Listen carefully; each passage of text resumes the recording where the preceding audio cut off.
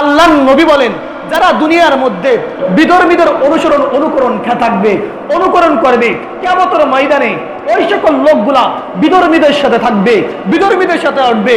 বর্তমান জামানায় আমাকে আর আপনাকে বিধর্মীদের সাথে চালানোর জন্য আপ্রাণ চেষ্টা চালাইতেছেন। দেখেন না, আমার আপনার একটা ইবাদত হচ্ছে, যখন দুনিয়ার মধ্যে বৃষ্টি হবে না, বনা বৃষ্টি শুরু হয়ে যাবে, বৃষ্টি হবে না, বৃষ্টি হবে না, তখন বান্দারা সালাতুল ইস্তিসকা পড়বে, আল্লাহর নিকট দোয়া করবে।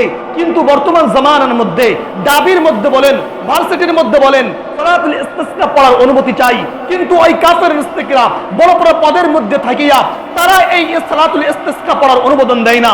ঠিকই একই জায়গায় গরু পূজা যারা করে, মূর্তি পূজা যারা করে, বিভিন্ন অনেক খোদার পূজা করে যারা করে, সেই পূজার অনুমতি দেয়। কেন দেয়? ওই কি তারা সালাতুল ইস্তিসকার বদলে তারা এমন পূজা করবে যে পূজার মাধ্যমে তারা নাকি বৃষ্টি আনবে।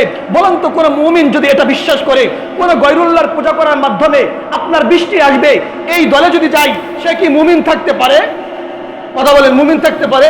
নবী জানায় দেন, মনে রাখবা, দুনিয়ার ময়দানে তুমি যার সাথে চলবা, কিয়ামতের ময়দানে তার সাথে থাকবা।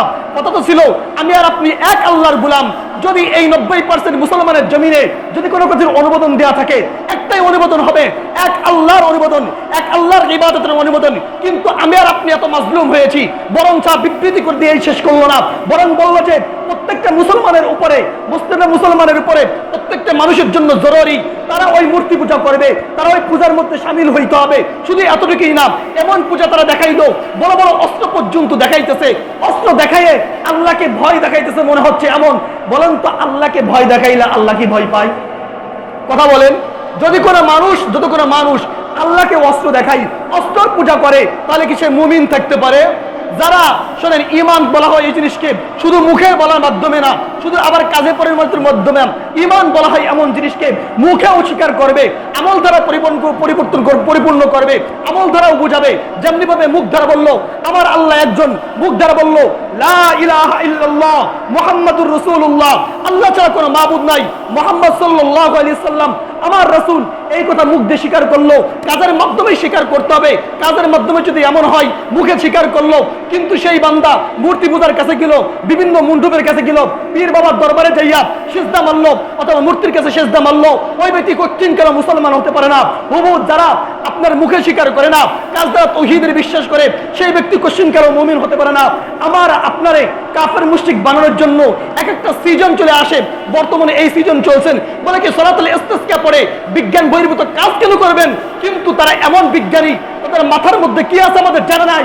তারা বিভিন্ন গরু পূজা, বিভিন্ন পূজা করার অনুমোদন দিচ্ছে, কিন্তু এক আল্লাহর উপর ঈমান আনবে, এক আল্লাহর পূজা করবে, এক আল্লাহর ইবাদত করবে, সালাতুল ইস্তিসকা পড়বে, আমার আপনাকে এই অনুমোদন দিচ্ছে না।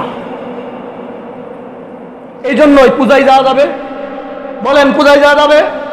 তাদের শুধু অনুমোদন দেওয়া যাবে? এই জন্য যদি এমন হয়ে যায় যে আমাদের ঈমান এবং আমলকে হেফাজতের যদি আন্দোলনে ডাক দেওয়া হয়, ইনশাআল্লাহ যাবেন তো? যাবেন তো ইনশাআল্লাহ?